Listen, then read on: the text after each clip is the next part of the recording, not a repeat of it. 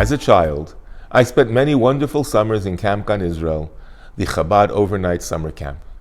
I remember there was an older employee there who everybody simply loved. His name was Chester, and his job was to sweep and clean the common areas.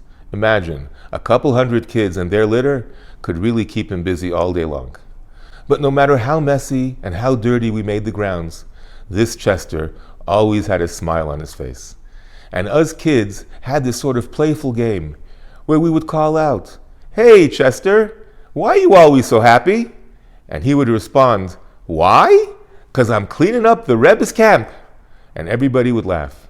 Years later, when we opened up our Chabad Center here in Sherman Oaks, the wonderful children of our Hebrew school would sometimes leave their unique marks on the premises.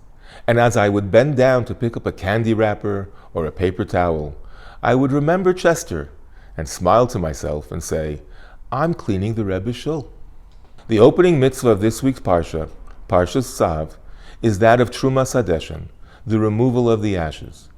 Every single morning, a Kohen would ascend the altar and take a scoopful of ashes from the pile that had accumulated from the sacrifices of the day before. When the pile got too big, they would take it all away and deposit it outside the camp. Curiously, before giving the details of this mitzvah, the Torah again reminds us that the Kohen doing the service was supposed to don special priestly garments. But why is that even necessary? We've already learned multiple times that the Kohanim wore special clothing in the temple. I think here's where Chester can help us understand. Sometimes we adopt a mentality that only certain mitzvahs are important and only certain mitzvahs are special, like fasting on Yom Kippur, making a Pesach Seder, lighting the Hanukkah candles, or blowing the shofar.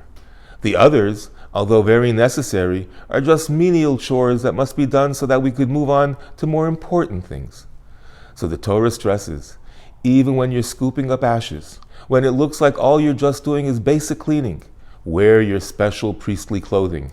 It's precisely the duties that seem trivial that could be the most sacred. So the next time you're doing something mundane, like washing the dishes or doing carpool driving your child to school, remember Chester and tell yourself, I'm doing God's work. Wishing you and yours a Shabbat Shalom u'Mevarach.